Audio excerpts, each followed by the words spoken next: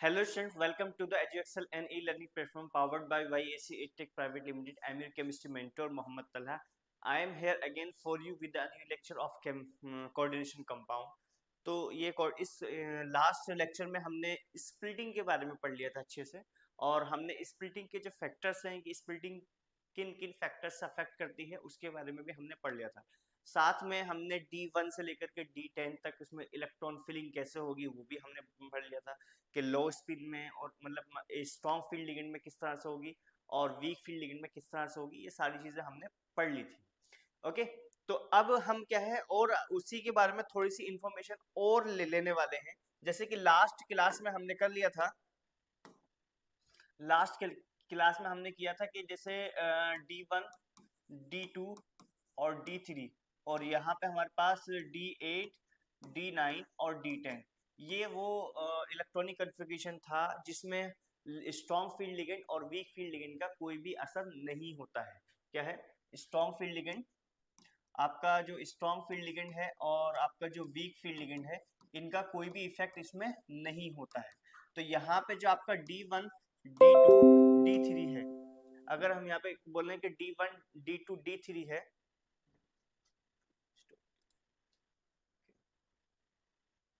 हाँ, तो यहाँ पे अगर हमारे पास D1, D2, D3 है, तो इसमें ऑक्टाहेड्रल कॉम्प्लेक्सेस में हम क्या बोलेंगे इसको कि यह हमारा हमारा इनर ऑर्बिटल कॉम्प्लेक्स बनेगा। मतलब D वाला हमारा अंदर वाला है D2sp3, इस तरह से बनेगा। ऐसे हमारे पास क्या है D8, D9 और आपका D10, ये वाला रहेगा। तो इसमें बनेगा हमारे पास आउटर ऑर्बिटल कॉम्प्लेक्स OOC, यानी कि sp3d2 हमारा बन के आएगा। तो कुछ हम एग्जांपल्स भी लेंगे, वहां से सारी चीजें हमारी क्लियर हो जाएंगी। यानी कि इसमें D रहेगा अंदर वाला और इसमें हमारा D रहेगा हमारा बाहर वाला रहेगा। तो ये जो चीजें हमारे पास D1, D2, D3 में हमारे pass out inner orbital complex बनेगा, इसमें बनेगा आउटर ऑर्बिटल कॉम्प्लेक्स। अब जो हमारे पास यहाँ पे D4, D5, D6 और यहाँ पे जो D7 है, ये चीजें ठीक है। D4, D5, D6 और D7 जो हमारे पास है, तो इसमें क्या है कि इसमें अफेक्ट पड़ता है कि वीक फील्ड लिगेंड कैसा है और स्ट्रॉन्ग फील्ड लिगेंड कैसा क्या है। तो अगर हमारे पास स्ट्रॉन्ग फील्ड लिगेंड है और हमारे पास वीक फील्ड लिगेंड है, दोनों चीजें हैं। अगर स्ट्रॉन्ग फील्ड लिगेंड है तो क्या होगा, पेयरिंग हो जाएगी, और जब पेयरिंग होगी तो उस केस में हमारे पास जो बनेगा वो बनेगा inner orbital complex, inner orbital complex बनेगा। और उस केस में हम इस कॉम्प्लेक्स को कहेंगे लो स्पिन कॉम्प्लेक्स। क्या कहेंगे? लो स्पिन कॉम्प्लेक्स कहेंगे। और इस लो स्पिन कॉम्प्लेक्स में क्या हो जाएगा कि डेल्टा नोट की वैल्यू ज्यादा हो जाएगी पी से, सॉरी क्या बोलते हैं, जो मैंने पेयरिंग एनर्जी के बारे में मैंने कहा था कि एक केस तो ये बनेगा हमारे पास और एक केस हमारे पास ये बनेगा इस तरह से। अगर पेयरिंग एनर्जी की वैल्यू ज्यादा है और आपका क्या है कि यहाँ पे कि पेयरिंग एनर्जी की वैल्यू अगर हमारे पास कम है, तो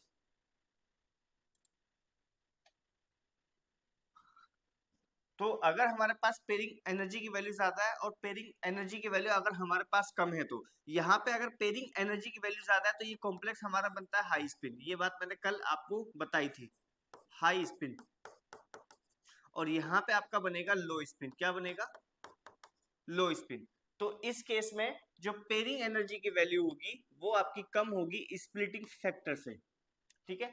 अब अगर हमारे पास वीक फील्ड लिगेंड है, तो वीक फील्ड लिगेंड में हमारे पास आउटर यहाँ पे इनर ऑर्बिटल का मतलब है यहाँ बनेगा D2sp3। क्या बनेगा?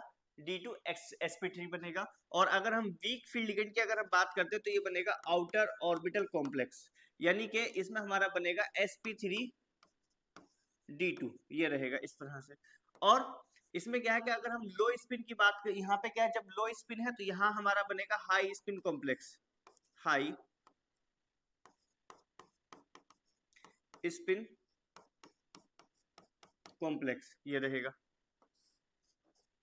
और यहाँ पे क्या हो जाएगा कि पेयरिंग एनर्जी की वैल्यू ज्यादा हो जाएगी डेल्टा नोट से,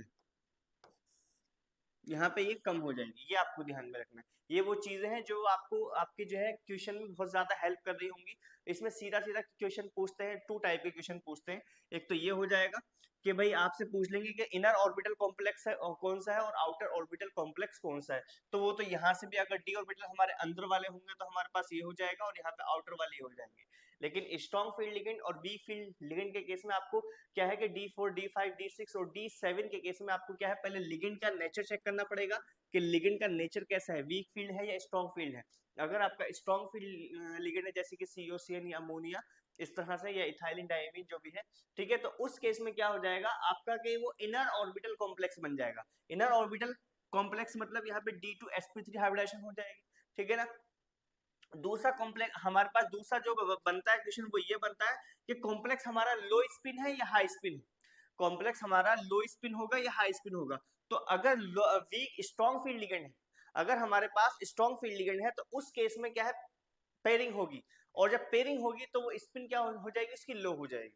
और इसलिए इसको बोलेंगे लो स्पिन कॉम्प्लेक्स, और यहाँ पे उसको हम बोल देंगे हाई स्पिन कॉम्प्लेक्स। तो ये टू टाइप के क्वेश्चन तो मेनली हमारे यहाँ पे बन के ही आते हैं, ये जो चीज रहेगी, ठीक है। एक तो ये हो गया हमारा। अब दूसरी चीज इसमें हम इसको पहले उतार लो, एक बार देख लो, आगे बढ़ते हैं। तो प्यारे बच्चों अब अगली चीज जो हमारे सामने आ रही है वह है मैग्नेटिक मोमेंट। क्या है, मैग्नेटिक प्रॉपर्टीज। मैग्नेटिक प्रॉपर्टीज, तो जो मैग्नेटिक प्रॉपर्टीज है अगर मैं उसकी बात करूं इसमें, तो मैं कहूंगा कि अगर अनपेड इलेक्ट्रॉन है, अनपेड इलेक्ट्रॉन अगर प्रेजेंट है तब वो क्या हो जाएगा, पैरामैग्नेटिक।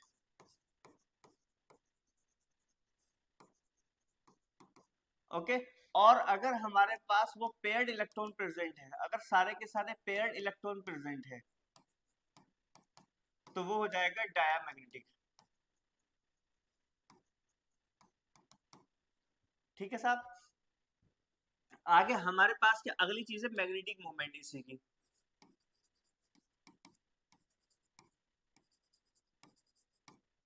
तो जो मैग्नेटिक मोमेंट है वो जाएगा mu is equal to under root n into n plus two Bohr magneton.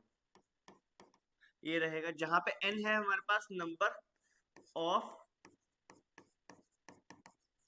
Unpaid electron. This is, आपको ये चीज ध्यान में रखनी है, ठीक है ना। अब इसमें क्या है कि अब हम सारी चीजें हमारे ऑक्टाहेड्रल के बारे में हमारे कंप्लीट इंफॉर्मेशन यहाँ पे हमको मिल जाती है। अब थोड़े बहुत एग्जाम्पल हम यहाँ पे लेकर के करते हैं ताकि हमें हमारी जो है सारी चीजें क्लियर हो जाए। तो देखो मैंने कुछ क्वेश्चंस लिए हुए हैं प्रीवियस ईयर में आए हुए। तो पहले तो अगर हम ये वाला कॉम्प्लेक्स ले लेते हैं, ये वाला क्वेश्चन जिसमें सारी चीजें हमको मिल जाएंगी, सारी के सारी चीजें कह रहा है write down the IUPAC name. IUPAC name पूछ रहा है of each complex and indicate the oxidation state भी पूछ रहा है, और इलेक्ट्रॉनिक कॉन्फ़िगरेशन भी पूछ रहा है, कोऑर्डिनेशन नंबर भी पूछ रहा है, और साथ में स्टीरियो केमिस्ट्री मतलब सिस ट्रांस ऑप्टिकल और ऑप्टिकली एक्टिव है या इनएक्टिव है ये भी पूछ रहा है, और साथ में मैग्नेटिक मोमेंट पूछ रहा है। तो देखो कितने टाइप के क्वेश्चन आपके सामने यहाँ पे एक ही कंपाउंड के अंदर हमारे बन रहे हैं। 1 2 3 4 5 6 टाइप के ये बन रहे हैं, और अभी हम आगे तक पहुंचे भी नहीं है। तो आप देख सकते हैं कि कितना इंपॉर्टेंट चैप्टर है कि हमारे पास 6 टाइप के क्वेश्चन, तो अभी छोटी सी एक ही टॉपिक मैंने स्प्लिटिंग को पढ़ाया, मैंने उसमें दिखाया, तो उसमें हमारा बन रहा है, ठीक है। तो अगर हम यहाँ पे स्टार्ट करें, पहला हमारे पास है write down the IPC name of each complexes. Okay, तो एक काम करते हैं सारे कॉम्प्लेक्स का नाम हम यहाँ पे लिख देते हैं इसी के साथ। तो देखो हमारे पास क्या है कि हमको पता होना चाहिए कि कैटायन कौन सा है और हमारे पास एनायन कौन सा है। तो ये हमारे पास रहा कैटायन जो कि लेफ्ट में रखा होता है, और ये रहा हमारे पास एनायन, ठीक है। तो नाम पहले हम कैटायन का, ये हमारे पास न्यूट्रल है, इसका नाम हम लिख देंगे बाद में। तो हमारे पास सबसे पहले नाम आएगा पोटेशियम। ये रहा पोटेशियम, शो हो रहा है, नहीं थोड़ा सा कम शो हो रहा है।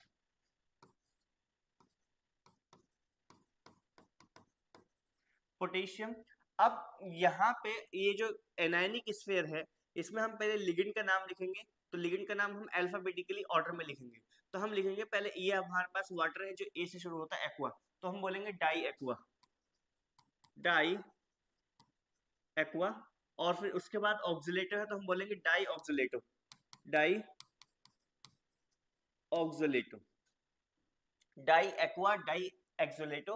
अभी एनायनिक कोऑर्डिनेशन स्फीयर है तो हमारे पास जो सेंट्रल एटम है, सेंट्रल एटम का नाम एनायनिक वाला आएगा और यहाँ पे रहेगा क्रोमेट। क्या रहेगा? क्रोमेट। अब यहाँ पे अगर हम इनकी ऑक्सीडेशन स्टेट निकालें तो क्रोमियम, ये हमारे पास जो पोटेशियम है एस ब्लॉक का एलिमेंट है, और एस ब्लॉक में ग्रुप फर्स्ट, मैं आपको बता दूं, ये इसको लिख लो कि अगर एस ब्लॉक में बात करें जो ग्रुप वन है और जो हमारे पास ग्रुप सेकंड है, तो ग्रुप वन में जो ऑक्सीडेशन स्टेट होती है वो होती है आपकी +1, रिमेंबर दिस पॉइंट, ओके। और ग्रुप सेकंड में जो उसकी ऑक्सीडेशन स्टेट होती है वो होती है +2। एक तो चीज ये आपको ध्यान में रखना है। उसके बाद जो हमारे पास हेलोजन है, हेलोजन, तो हेलोजन की होती है -1। अब हमारे पास जो स्पेशल केस आता है वो ऑक्सीजन के आते हैं। ऑक्सीजन में हमारे पास एक तो केस आता है ऑक्साइड का, तो ऑक्साइड में जो के होती है वो आपकी -2 होती है। जैसे कि हमारे पास एग्जांपल है, अगर मैं ले लूं H2O, चलो मैं इसको अभी जब हम लेंगे तो उस टाइम हम कर लेंगे बात, लेकिन आपको ध्यान में रखना है। उसके बाद क्या हमारे पास परऑक्साइड, तो परऑक्साइड हमारे पास 2-3 ही एग्जाम्पल होते हैं, उसमें होती है इसकी -1। एक होती है हमारे पास सुपर ऑक्साइड, क्या होती है? Super oxide. तो सुपर ऑक्साइड में क्या होता है हमारे पास -½ होता है। तो अगर मैं इसकी बात करूं तो यहाँ पे जैसे एग्जाम्पल है हमारे पास, जैसे वाटर H2O या कोई और एग्जाम्पल, ओके। यहाँ पे परऑक्साइड की बात की जाए, जैसे कि हमारे पास होता है H2O2, Na2O2, ओके। और अगर मैं यहाँ पे बात करूं तो यहाँ पे हमारे पास क्या हो जाएगा, अगर देखो तो एक मिनट, क्या बोलते हैं इसको, KO2। यहाँ पे आप चाहो तो इसकी निकाल सकते हो कि यहाँ पे इसकी होगी +1 और यहाँ पे आ जाएगी 2x = 0, ओके। अगर ऑक्सीजन की हम x मान लें और ये 2 है तो 2x = आ जाएगी -1 और x = आ जाएगी -½ ये आगे नहीं आएगी। तो ये हमारे पास इसका एग्जाम्पल है, जैसे कि KO2, ओके। यानी कि हमारे पास क्या होता है, lithium, sodium, potassium, rubidium, caesium, francium. तो लिथियम हमारा ऑक्साइड होता है, ऑक्साइड बनता है। यहाँ पे बनता है हमारे पास पर ऑक्साइड, और यहाँ पे बनते हैं हमारे इसमें सुपर ऑक्साइड। इस इन वाले केस में बनते हैं सुपर ऑक्साइड। अब क्यों बनते हैं, जब मैं एस ब्लॉक एलिमेंट लूंगा तो उसमें मैं आपको बताऊंगा, ठीक है ना। हालांकि ये है कि आपका एस ब्लॉक एलिमेंट सीईटी में नहीं है, लेकिन आपका जेईई मेंस में है, एएमयू बीटेक में है और आपका नीट में है, ओके। तो हमारे पास ये रहेगा, ये तो हमारे पास है जिसमें हमारी माइनस ऑक्सीडेशन स्टेट वो शो कर रहा है। ये तो हमारे पास ये रहेंगे जिसमें वो माइनस ऑक्सीडेशन स्टेट वो शो कर रहा होगा।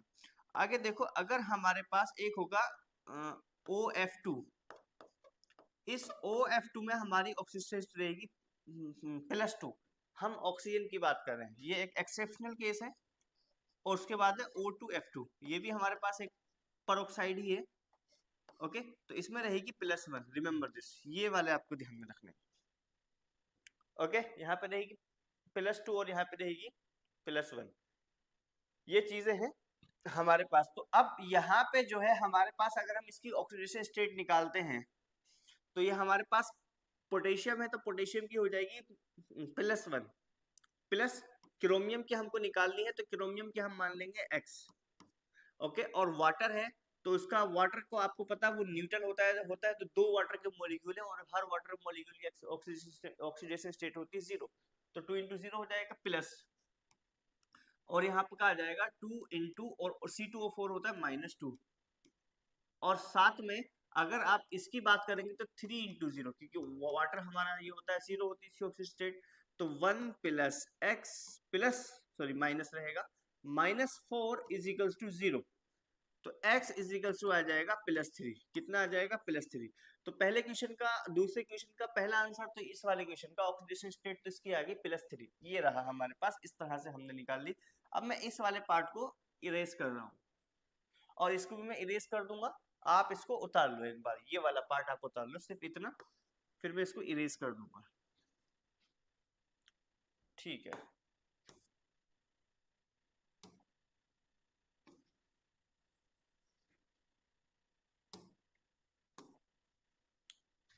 अब यहाँ पे हमारे पास थर्ड +3 ऑक्सीजन स्टेट है तो हम ऐसे लिखेंगे थर्ड। ओके, और साथ में हम लिखेंगे ट्राई एक्वा, बाहर की तरफ लिखते, बस ये हो जाएगा हमारा। इस वाले की बात करते हैं, तो इसमें हमारे पास बाहर कुछ नहीं है, ये आपका न्यूट्रल है। तो जो न्यूट्रल होता है वही उसका ट्रीटमेंट, जैसे हमारे पास आपका कैटायनिक कोऑर्डिनेशन स्फीयर होता है उसकी तरह होता है, तो इसका भी हमारा ऐसे ही होगा। तो इसमें हम क्या बोलेंगे, यहाँ पे इसकी यहाँ पे क्लोरीन है और यहाँ पे पायरिडीन है। तो अल्फाबेटिकली ऑर्डर में हमारे पास क्लोरीन आता है पहले, तो हम बोलेंगे ट्राई क्लोरो, क्या रहेगा, ट्राई क्लोरो, और उसके बाद आएगा ट्राई पायरिडीन। पी वाई क्या होता है, पायरिडीन होता है, try pyridine, try chloro try pyridine, और उसके बाद आएगा क्रोमियम। Okay, chromium. और उसके बाद अगर हम इसकी ऑक्सीडेशन स्टेट निकालें तो हम क्रोमियम के एक्स मान लेंगे, और 3 × -1 ये हो जाएगा। ओके, सेल की कितनी होती है, -1 होती है, और कितने 3 है तो इसलिए, और साथ में 3 × पायरिडीन की होती है 0 इज इक्वल्स टू 0, तो x -3 + 0 इज इक्वल्स टू 0, तो x इज इक्वल्स टू +3, तो इसकी भी क्या आ जाएगी, +3 आ जाएगी। एक काम करते हैं, पहले सबकी ऑक्सीजन स्टेट निकाल लेते हैं। इसकी अगर मैं बात करूं तो आ जाएगा 4 × +1 इसका। ओके, और प्लस एमिन की हम मान लेंगे x। ओके, और इसकी 6 × -1 इज इक्वल्स टू 0। ओके, तो 4 + x - 6 इज इक्वल्स टू 0, और x इज इक्वल्स टू कितना आ जाएगा, +2, कितना आ जाएगा, +2, तो यहाँ पे आ जाएगा +2। अब इसकी अगर हम बात करें तो इसमें हमारे पास कितनी आ जाएगी, इसको अगर मान लें x +5 × 0, ओके, +-1, और साथ में +2 × -1 इज इक्वल्स टू 0, तो x प्लस ये तो हो जाएगा 0 और रहेगा -1 और -2 इज इक्वल्स टू 0, तो x is equals to +3।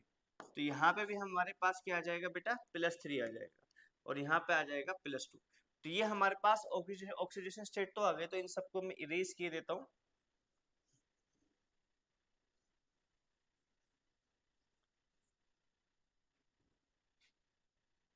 Okay, तो क्रोमियम है तो कितनी आ जाएगी, क्रोमियम थर्ड, ये रहेगा इस तरह से। Okay, chromium third complex. आगे देखते हैं, यहाँ पे अगर हम देखें K4MnCl का होल 6 है, तो यहाँ पे अब हम देखेंगे तो यहाँ पे लिखेंगे हम पोटेशियम। यहाँ पे 4 अगर आप देखेंगे तो 4 लिखा हुआ है, पोटेशियम के साथ तो 4 नहीं लिखेंगे हम, टेट्रा नहीं लिखेंगे, वो उसकी जो हमारे पास सेंटर एटम की ऑक्सीडेशन स्टेट से बैलेंस हो जाएगा। पोटेशियम, उसके बाद लिखेंगे लिगेंड का नाम हेक्सासाइनो, हेक्सासाइनो, और उसके बाद जो है सेंट्रल एटम का नाम लिखेंगे, क्योंकि जो आपका कोऑर्डिनेशन पर है वो एनायनिक है, तो हो जाएगा मैग्नेट, मैग्नेट, और उसके बाद आ जाएगा सेकंड, ये रहेगा। और यहाँ पे अगर हम देखें तो यहाँ पे आ जाएगा हमारे पास पेंटा एक्वा, पेंटा एक्वा क्लोराइडो, क्लोराइडो, पेंटा एक्वा क्लोराइडो कोबाल्ट, और कोबाल्ट पेंटा एक्वा क्लोराइडो कोबाल्ट, और उसके बाद बोलेंगे किलो कोबाल्ट थर्ड, क्योंकि इसकी ऑक्सीजन स्टेट कितनी, थर्ड क्लोराइड। ये हमारे पास है किस तरह से। तो ऑक्सीडेशन स्टेट भी हमको मिल गया, आईपीसी नेम भी मिल गया, तो इस वाले क्वेश्चन का आंसर हमको मिल गया और इस वाले का हमको मिल गया। अब आगे जो पूछना है इससे पूछा electronic configuration, coordination number and also give the stereochemistry magnetic moment. तो यहाँ पे सीधा सीधा हमको हाइब्रिडेशन वाले स्टेप करने हैं फॉलो। तो हाइब्रिडेशन वाले स्टेप फॉलो करने का मतलब है कि हमको यहाँ पे इसमें पहले कंपाउंड को अगर हम इधर ही कर, इधर नहीं हो पाएगा,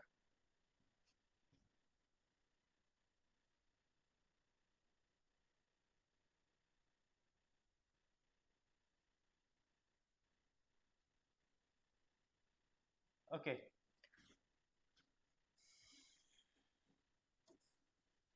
चलिए ट्राई करते हैं। तो पहला वाला जो कॉम्प्लेक्स है हमारे पास के, और यहाँ पे CrH2O का 2 और आपका C2O4। अच्छा, कॉम्प्लेक्स का नाम नहीं लिख रहे, फर्स्ट वाला लिख रहे हैं सीधा सीधा। यहाँ पे जो क्रोमियम की ऑक्सीजन स्टेट कितनी है, +3, यानी कि यहाँ पे अगर हम देखें क्रोम कितना होता है 24, तो हो जाएगा 3d5 4s1, यानी कि क्रोमियम +3 हो जाएगा हमारे पास 3d3, कितना हो जाएगा 3d3, और आपका 4s4p, ये हो जाएगा इस तरह से। ओके, अब यहाँ पे हम इसमें ग्राउंड स्टेट लिखेंगे पहले, GS। तो पहले लिखेंगे 3d के बारे में। क्या आपको शो हो रहा है? यस, चलो सही। तो लिखेंगे 1 2 3 4, और यहाँ पे 4s, और यहाँ पे इस तरह से रहेगा। तो ये रहेगा हमारे पास यहाँ पे 3d 4s 4p। इसमें इलेक्ट्रॉन लिखे भरेंगे ये वाले। ओके, अब हम जब इसका एक्साइटेड स्टेट ड्रॉ करेंगे, तो मैं इसी को ले रहा हूं,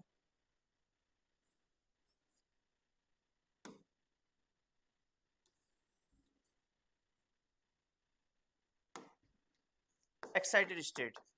तो एक्साइटेड स्टेट में भी हमारे पास ऐसे ही रहेगा। तो यहाँ पे हमसे हाइब्रिडाइजेशन तो नहीं पूछी, लेकिन अगर हम देख लेंगे तो यहाँ पे हमारे पास क्या है, वाटर, और हमारे पास ऑक्सीलेटो है। तो हमारे पास क्या हो जाएगी इसकी हाइब्रिडाइजेशन, D2sp3 हो जाएगी। क्या हो जाएगी? D2sp3। आप देख सकते हैं कि यहाँ पे हमारे पास 2 ऑर्बिटल तो D के खाली हैं, एक S का खाली है, और 3 P के खाली है ना। तो यानी कि 2 लिगेंड हमारे यहाँ जाएंगे और 4 हमारे यहाँ जाएंगे, तो क्या हो जाएगा, D2sp3 हो जाएगा। तो इसमें भी देखो क्या बना, हमारे पास क्या है, D3 है। हमारे पास एक्चुअल में क्या है, हमारे पास एक्चुअल में यहाँ पे D3 है। तो D3 में जो ऑर्बिटल, जो कॉम्प्लेक्स हमारे पास जो हाइब्रिडेशन आई, वो कौन सी आई, D2sp3, यानी कि D ऑर्बिटल कौन सा है हमारे पास, इनर वाला है। तो ये भी हमारा क्या हो जाएगा, इनर ऑर्बिटल कॉम्प्लेक्स हो जाएगा, है ना। हो गया, नहीं हो गया, इनर ऑर्बिटल कॉम्प्लेक्स, यानी कि इसकी हाइब्रिडेशन क्या आ जाएगी, D2sp3। एक तो चीज ये। अब यहाँ पे जो ये हमारे पास है, इसमें पूछा इलेक्ट्रॉनिक कॉन्फ़िगरेशन। तो अब हमारे पास जब D3 है, तो ये ऑक्टाहेड्रल है। तो हम क्या करेंगे, इसकी स्प्लिटिंग करेंगे इस तरह से। तो ये रहेगा T2g, और ये रहेगा बेटा Eg। तो यहाँ पे D3 को मैंने D ऑर्बिटल की तरह, चाहो तो आप ऐसे लिख दो, या फिर चाहो आप ऐसे लिख दो, जैसे चाहे आप लिख दो कि यहाँ पे 1 2 3 4 5। तो एक यहाँ पे, एक यहाँ पे, और एक यहाँ पे, 5 हो गए, नहीं हो गए हमारे पास, ये रहे 5 हो गए। 5 ऑर्बिटल हो गए, 3 इसके अंदर इलेक्ट्रॉन हो गए, तो 3 यहाँ के यहाँ जाएंगे। तो इसका जो इलेक्ट्रॉनिक कन्फिग्रेशन आएगा वो आ जाएगा T2g3 और आपका Eg2। क्या आ जाएगा, T2g3 और आपका Eg2। इसको थोड़ा सा कर देते हैं बड़ा, सॉरी Eg2 क्यों आएगा भाई, Eg0 आएगा, Eg0 आएगा, T2g3 और Eg0। तो हमारे पास इलेक्ट्रॉनिक कन्फिग्रेशन तो आ गया T2g3 Eg0। अगर हम कोऑर्डिनेशन नंबर की बात करें इसमें, तो कोऑर्डिनेशन नंबर हमारे पास क्या आ जाएगा, तो कोऑर्डिनेशन नंबर अगर हम देखें, तो इसमें हमारे पास 2 लिगेंड तो ये वाले हैं, मोनोडेंटेड लिगेंड, तो 2 तो यहाँ से आ जाएगा। ओके, और यहाँ पे 2 लिगेंड हमारे पास डाइडेंटेड वाले हैं। तो 2 लिगेंड हमारे जो है डाइडेंटेड वाले, तो इसकी डेंसिटी मल्टीप्लाई कर देंगे तो कितना आ जाएगा, 6। तो कोऑर्डिनेशन नंबर आ जाएगा इसका 6। कितना आ जाएगा, 6। थोड़ा सा छोटा छोटा हो रहा है, कोई नहीं। उसके बाद है stereo chemistry and magnetic moment. तो पहले स्टीरियो केमिस्ट्री निकालने से पहले हम इसके मैग्नेटिक मोमेंट की बात कर लें। तो यहाँ से अगर हम देखेंगे, यहाँ से हमारे पास नंबर ऑफ अनपेड इलेक्ट्रॉन कितने होंगे, 3 हो जाएंगे। जब नंबर ऑफ अनपेड इलेक्ट्रॉन हमारे 3 हो जाएंगे, तो उस केस में हमारे पास म्यू की वैल्यू कितनी हो जाएगी, √n × n+2। ठीक है, बोर मैग्नेट्रॉन। तो यहाँ पे क्या हो जाएगा, √n की वैल्यू कितनी है, 3, और 3 + 2, तो आपका आ जाएगा 3 × 5 अंडर रूट में, तो आपका 3 पंजे 15, 15 बोर मैग्नेट्रॉन आ जाएगा, 15 बोर मैग्नेट्रॉन।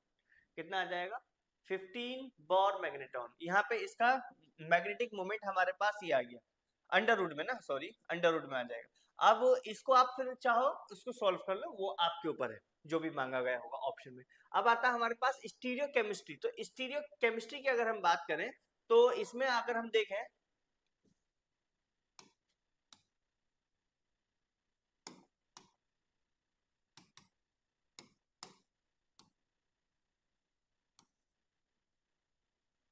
देख लो, यहाँ पे हमारे पास है क्रोमियम, छोटा छोटा हो रहा है यार यहाँ पे, तो इधर नहीं कर रहा है, इसको अलग कर लेते हैं। हमारे पास है के सी आर, यहाँ पे हमारे पास है KCrH2O का होल ट्वाइस, और आपका C2O4 का होल ट्वाइस, ये रहेगा। अब यहाँ पे क्या है हमारे पास, ये रहेगा, इसमें हम देख लेते हैं कि यहाँ पे क्रोमियम तो ये रहेगा,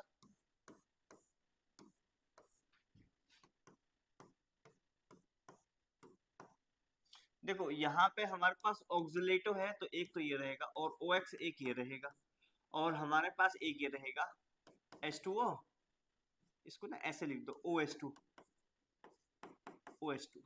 तो ये फॉर्म हो जाएगी सिस। और यहाँ पे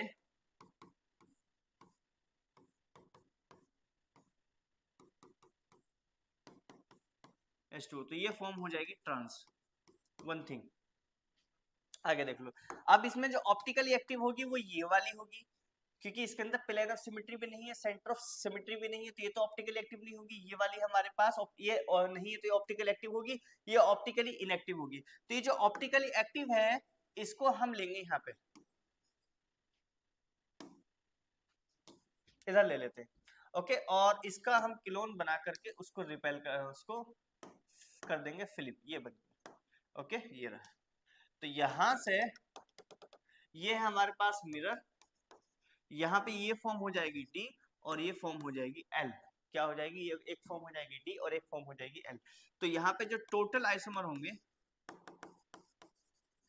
तो दो तो होंगे ज्योमेट्रिकल और दो होंगे ऑप्टिकल, तो कितने आ जाएंगे, 4 आ जाएंगे। ठीक है, यहाँ पे ये चीज हो गया। तो जो क्वेश्चन हमसे पूछा गया वो आई थिंक उसमें एक क्वेश्चन की तो सारी डिमांड, एक की पूरी डिमांड पूरी हो गई। इलेक्ट्रॉनिक कॉन्फ़िगरेशन आ गया, कोऑर्डिनेशन नंबर आ गया, स्टीरियोकेमिस्ट्री आ गई, मैग्नेटिक मोमेंट आ गया, ऑक्सीजन, हाँ सारा का सारा आ गया। अब दूसरा ले लेते हैं हम CrCl3 पाइरिडिन का होल थ्राइस, यानी कि अब हम ले लेते हैं दूसरा वाला। तो देखो CrCl3 पाइरिडिन का होल थ्राइस, ये रहेगा इस तरह से। तो पहली चीज तो ऑक्सीडेशन स्टेट हमारे पास क्रोमियम की कितनी हमने निकाली है, आप देख सकते हैं यहाँ पे कि इसकी निकाली है हमने +3, तो ये तो हमारे पास आ गई, यानी कि +3 ऑक्सीडेशन स्टेट है। तो यहाँ पे क्रोमियम होता है फिर से अगेन 24 होता है, तो 3D 5 4s1, तो यहाँ पे अगर हम क्रोमियम 3 प्लस करते हैं तो 3D3 आ जाएगा, और आपका 4s0 आ जाएगा, 4p0 आ जाएगा, इस तरह से, ओके। अब यहाँ पे देखो, अगर हम इसका फिर से ग्राउंड स्टेट बनाएं तो 1 2 3 4 ये रहेगा 3D, और यहाँ पे ये रहेगा 4s, और यहाँ पे ये रहेगा 4p। इसका हमको एक्साइटेड स्टेट ड्रॉ करना पड़ेगा फिर से, लेकिन पहले मैं इसको कॉपी कर लूं।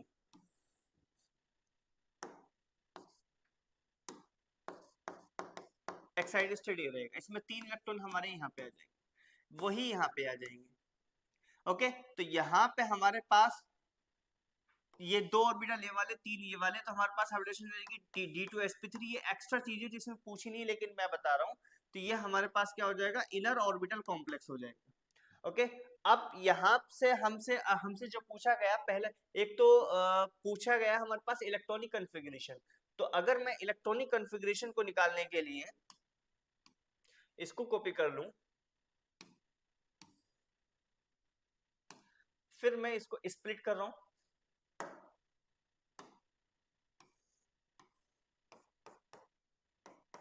यहाँ पे रहेगा T2G और यहाँ पे रहेगा EG, तो 1 2 3, तो इलेक्ट्रॉनिक कन्फिग्रेशन आ जाएगा आपका T2G3 और आपका EG0। रिमेंबर दिस पॉइंट, क्या रहेगा, T2G3 और आपका EG0। अब क्या पूछा है, उसने पूछा कोऑर्डिनेशन नंबर। तो कोऑर्डिनेशन नंबर हमारे पास 3 तो क्लोरीन है मोनोडेंटेड लिगेंड के, और 3 है पाइरिडिन मोनोडेंटेड लिगेंड के, तो कितना हो जाएगा, 3 + 3 = कितना आ जाएगा, 6 आ जाएगा, ये रहेगा। अब हमसे पूछा है मैग्नेटिक मोमेंट और स्टीरियो केमिस्ट्री, तो स्टीरियो केमिस्ट्री हम बाद में निकालेंगे, पहले हम देख लेते हैं मैग्नेटिक मोमेंट। मैग्नेटिक मोमेंट हम यहाँ निकाल लेते हैं,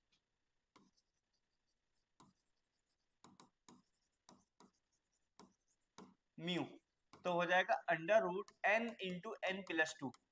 तो हमारे पास n की वैल्यू कितनी है, n की वैल्यू 3, अगेन बात वही है, तो 3 इंटू थ्री प्लस टू, तो आ जाएगा अंडर रूट 15 बोर मैग्नेटॉन। इसको बाहर निकाल के सोल्व कर लो, वही हो जाएगा। यहाँ पे हमको अब इसकी स्टीरियो केमिस्ट्री ड्रॉ करनी है।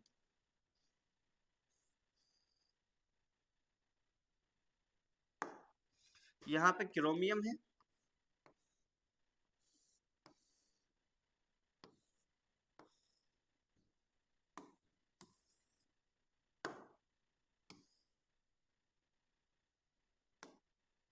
और यहाँ पे हमारे पास क्लोरीन है, यहाँ पे क्लोरीन है, यहाँ पे क्लोरीन है, यहाँ पे हमारे पास पायरिडीन है, ये रहेगा इस तरह से। तो इसमें फेस बन के आ रहा है ये वाला, तो ये होगा फेस आइसोमर। और यहाँ पे हमारे पास है पायरिडीन। अब इसमें क्या है कि हमको दो लिगेंड इंटरचेंज कर देने हैं, तो मैं ये वाले इंटरचेंज कर रहा हूँ, बाकी हम यहाँ पे एज इट इज रख देंगे। ओके, तो हमारे पास एक ये फेस बन के आ रहा है, ये होगा मर आइसोमर। और आपको याद हो, मैंने ये वाले दोनों के दोनों जो थे मोनोडेंटेट वाले, ये आपके ऑप्टिकली इनएक्टिव होते हैं। क्या होते हैं बेटा, ये ऑप्टिकली इनएक्टिव होता है। आप इसको इस तरह से काट सकते हैं। किस तरह से काट सकते हैं आप इसको, इस तरह से। तो जब इस तरह से इसको काट देंगे तो ये आपका कट जाएगा, और इसकी इमेज ये बन जाएगी, इसकी इमेज ये बन जाएगी, और इसमें आप इस तरह से काट सकते हैं, तो इसका बन जाएगा स्लाइस। तो ये क्या है, ऑप्टिकली इनएक्टिव होते हैं। ठीक है, अगला देखते हैं। हमारे पास सारी चीजें आ गई। एक तो क्वेश्चन नंबर 1 ये आ गया, क्वेश्चन नंबर 2 ये आ गया, क्वेश्चन नंबर 3 ये आ गया, और क्वेश्चन नंबर 4 ये आ गया। ओके, और हमसे क्या पूछा है, 1 2, ये तो हाथ निकाल दिया, 1 2 3 4। ठीक है, हमारे पास आता है अब हमारे पास चौथा K4MnCl का होल 6, K4MnCl का होल 6। अब इसमें ऑक्सीडेशन और Mn की ऑक्सीडेशन स्टेट निकाली थी +2, यानी कि Mn का एटॉमिक नंबर कितना होता है 25, यानी कि 3d5 4s2, और Mn+2 यानी कि 3d5 4s0, और आपका 4p0, यहाँ पे ये आ जाएगा। ओके, अब यहाँ पे अगर हम ग्राउंड स्टेट निकालते हैं तो 1 2 3 4, और यहाँ पे ये रहेगा, और एक ये ले लेते हैं, तो हमारे पास रहेगा 3d4s4p।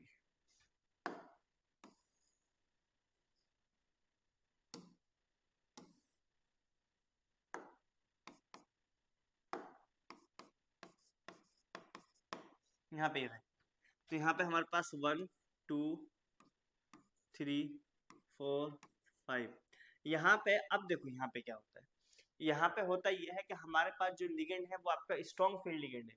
तो इसको हम बाद में करते हैं, पहले हम इसकी स्प्लिटिंग में देख लेते हैं कि हमारे पास जो है ये स्प्लिटिंग है।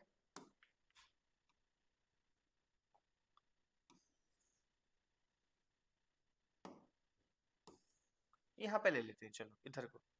ओके, यहाँ पे देख लो,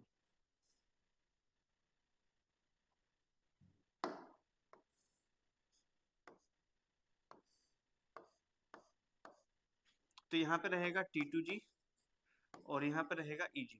अब यहाँ पे देख लो, तो 1, अब हमारे पास CN क्या है, स्ट्रॉन्ग फील्ड लिगेंड है। ठीक है, अभी हमारे पास स्ट्रॉन्ग फील्ड लिगेंड है, तो पहला इलेक्ट्रॉन यहाँ जाएगा T2G में, दूसरा भी यहाँ जाएगा, तीसरा भी यहाँ जाएगा। यानी कि अफवाह रूल के अकॉर्डिंग जो इलेक्ट्रॉन फिल होता है लोअर एनर्जी स्टेट में हमारा फिल होगा। किसमें होगा, लोअर एनर्जी स्टेट में होगा हमारा फिल। तो लोअर एनर्जी स्टेट में जब फिल होगा, अब यहाँ पे जरा देखो कि अब जब चौथा इलेक्ट्रॉन जाएगा तो इसमें गैप ज्यादा होगा, तो ऊपर न जाकर के नीचे जाएगा। कहाँ जाएगा, नीचे जाएगा। तो कितने आ जाएंगे, 5 यहाँ पे आ जाएंगे। तो 2 ऑर्बिटल हमारे खाली हो गए, तो इसका मतलब 1 2 3 4 5 इस तरह से रहेगा। तो अब भी हमारे पास ये हाइब्रिडेशन रहेगी D2sp3। क्या रहेगी, D2sp3 इस तरह से रहेगी। ठीक है, यहाँ पे आ जाएगा। और इलेक्ट्रॉनिक कन्फिगरेशन की बात करें तो हमारे पास आ जाएगा T2G5 और आपका EG0, T2G5 और आपका EG0। अगर मैं कोऑर्डिनेशन नंबर की बात करूं तो कोऑर्डिनेशन नंबर हमारे पास 6 साइनो है। कोऑर्डिनेशन नंबर में क्या है 6 साइनो लिगेंड है जो कि मोनोडेंटेट है, जिसका कोऑर्डिनेशन नंबर हो जाएगा 6। अब अगर मैं मैग्नेटिक मोमेंट की बात करूं तो मैग्नेटिक मोमेंट होगा under root n into N plus 2। तो आपका आ जाएगा n की वैल्यू हमारे पास कितनी है, n की वैल्यू हमारे पास है 1, क्योंकि हमारे पास एक अनपेड इलेक्ट्रॉन है। क्या है, एक अनपेड इलेक्ट्रॉन है, तो ये आ जाएगा हमारे पास 1, तो अंडर रूट आ जाएगा अंडर रूट 1 इंटू 1 प्लस 2, ये रहेगा, तो हमारे पास आ जाएगा 3 अंडर रूट 3 बोर मैग्नेटोन, ये रहेगा। अब इसमें अगर स्टीरियो केमिस्ट्री की बात करें तो ये जो है हमारे पास एग्जाम्पल ये है MA6 टाइप का है, जो कि आपका ना ऑप्टिकल आइसोमेरिज्म शो करता है ना ही ज्योमेट्रिकल आइसोमेरिज्म शो करता है, तो हम बोलेंगे नो आइसोमेरिज्म, नो आइसोमर, इसका कोई भी आइसोमर नहीं होगा। ठीक है, ये नंबर 4 था। अब पीछे जाते हैं फिर से, और लास्ट वाला हमारे पास ये सी, क्या बोलते हैं इसको, CO। ठीक है, ये CR या CO, मैं जरा एक बार चेक कर लेता हूँ, एक मिनट।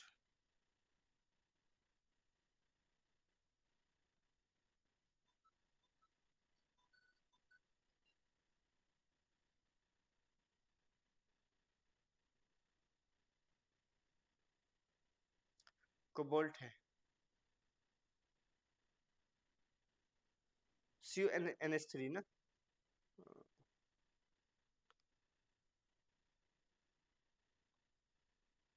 ओके, ये कोबाल्ट है हमारा। तो इसमें हम लेते हैं हम CONH3 का होल 5Cl और आपका Cl2। लेट में चेक, यही कॉम्प्लेक्स लिखा है मैंने, हाँ जी ठीक है। यहाँ पे अभी हमने कोबाल्ट की ऑक्सीजन स्टेट निकाली +3, तो कोबाल्ट का एटॉमिक नंबर कितना होता है 27, तो 3d7 4s2, और कोबाल्ट +3 में हमारे पास हो जाएगा 3d6 4s0 और आपका 4p0, ये भी हम ले लेते हैं। तो अगर हम GS की बात करें तो GS हमारे पास हो जाएगा ये,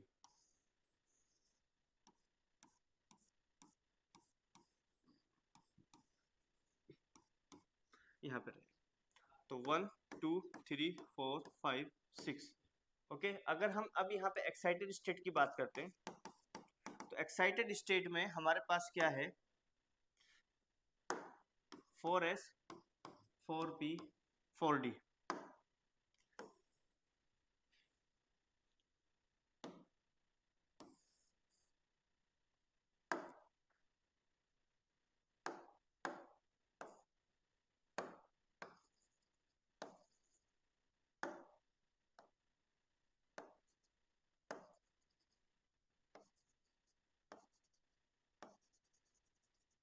इसमें अब अभी हम करने वाले हैं, लेकिन अगर हम देखें तो कोबाल्ट है, तो कोबाल्ट जो है +3 ऑक्सीडेशन स्टेट में और अमोनिया है, तो आपका अमोनिया यहाँ पे स्ट्रॉन्ग फील्ड लिगेंड होगा।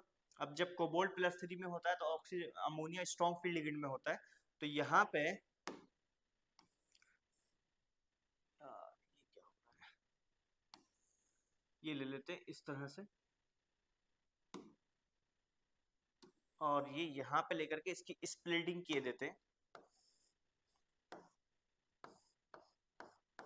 ये रहेगा T2G और ये रहेगा हमारे पास EG। तो यहाँ पे रहेगा 1 2 3। ओके, अब यहाँ पे 3 हो गए तो स्ट्रॉन्ग फील्ड लिगेंड होगा अमोनिया, तो नीचे आएगा 4 5 6, तो क्या रहेगा 1 2 3 4 5 6 रहेगा। तो यहाँ भी हमारे पास क्या है D2sp3 रहेगा, यानी कि इनर ऑर्बिटल कॉम्प्लेक्स। अब यहाँ पे एक चीज आपको ध्यान देने वाली बात है, वो ये है कि हमने यहाँ पे जैसे क्रोमियम वाला ने ये इसकी बात करते हैं, तो इसमें देखो हमने क्या करी, जबरदस्ती लिगेंड की वजह से इसकी पेयरिंग हुई है, तो हमारे पास ये होगी, ठीक है ना, यहाँ पे होगी नहीं होगी पेयरिंग, तो ये हमारे पास क्या होगा, एक तो ये है इनर ऑर्बिटल कॉम्प्लेक्स होगा, और साथ में होगा ये लो स्पिन, क्या होगा, लो स्पिन। ओके, लेकिन इसमें अगर इसकी भी अगर हम बात करें, इसमें भी हमने क्या करी है, जबरदस्ती पेयरिंग करी है, यहाँ पे लेकर के, तो ये भी हमारे पास क्या होगा, इनर ऑर्बिटल कॉम्प्लेक्स होगा और आपका लो स्पिन होगा, क्या होगा, लो स्पिन हो जाएगा। ठीक है ना। अब यहाँ पे अगर मैं इलेक्ट्रॉनिक कॉन्फ़िगरेशन की बात करूँ तो T2G6 और आपका EG0, ये हमारे पास इसका इलेक्ट्रॉनिक कॉन्फ़िगरेशन होगा। अगर मैं यहाँ पे मैग्नेटिक मोमेंट की बात करूँ under root n into N plus two, तो यहाँ पे अगर हम नंबर ऑफ अनपेयर्ड इलेक्ट्रॉन देखेंगे तो क्या है 0, यानी कि n की वैल्यू क्या है 0 है, तो म्यू क्या हो जाएगा 0 हो जाएगा, और जिसका म्यू 0 होता है यानी कि नंबर ऑफ अनपेयर्ड इलेक्ट्रॉन 0 होते हैं तो वो होते हैं डायमैग्नेटिक। मैं पीछे लिखना भूल गया कि जहाँ पे n की वैल्यू थी कुछ ना कुछ, जैसे कि यहाँ पे कितना है, तो ये हो जाएगा पैरामैग्नेटिक,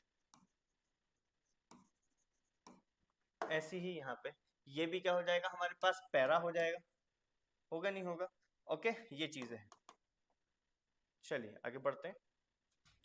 अब हमारे पास इसमें कोऑर्डिनेशन नंबर देखते हैं, तो कोऑर्डिनेशन नंबर में 5 तो मोनोडेंटेड लिगेंड अमोनिया के हैं और एक हमारे पास मोनोडेंटेड लिगेंड क्लोरीन है, तो कितने हो जाएंगे 6 हो जाएंगे, तो हमारे पास कोऑर्डिनेशन नंबर हो जाएगा 6 हो जाएगा। ये वाला जो कॉम्प्लेक्स है हमारे पास MA5B वाला जो कि मैंने कराया है, तो MA5B वाले जो कॉम्प्लेक्स होते हैं वो आपके ना तो ज्योमेट्रिकल आइसोमेरिज्म शो करते हैं ना ही ऑप्टिकल आइसोमेरिज्म शो करते हैं, ठीक है ना। तो ये हमारे पास क्या है नो आइसोमेरिज्म, नो आइसोमर, इसका भी कोई आइसोमर हमको नहीं मिलेगा, ये चीज हो, ठीक है। तो ये वाला क्वेश्चन आपका कंप्लीट होता है यहाँ पे आकर के, क्योंकि इसमें magnetic moment, stereochemistry, electronic configuration, coordination number, oxygen, IPC सारा का सारा हमको हो गया। मैं 2 क्वेश्चन आपको होमवर्क दे रहा हूँ, ठीक है ना, उस पर हम बात करेंगे बाद में। एक तो ये वाला है, जेई मेंस का क्वेश्चन है, तो identify from the following species in which D2sp3 hybridization is shown by central atom, तो आपको ये चीज इसमें से निकालना है कौन सा होगा, ठीक है। और दूसरा हमारे पास होता है ये वाला कि among the following ions which has the highest magnetic moment, यानी कि आपको बताना है n की वैल्यू किसकी ज्यादा होगी और उससे आपको बताना है कि मैग्नेटिक मोमेंट किसका ज्यादा होगा। तो ये 2 क्वेश्चन आपके पास हैं, ये आपको करने हैं, ठीक है। तो मिलते हैं हम अगली क्लास में, ओके, अल्लाह हाफिज, बाय।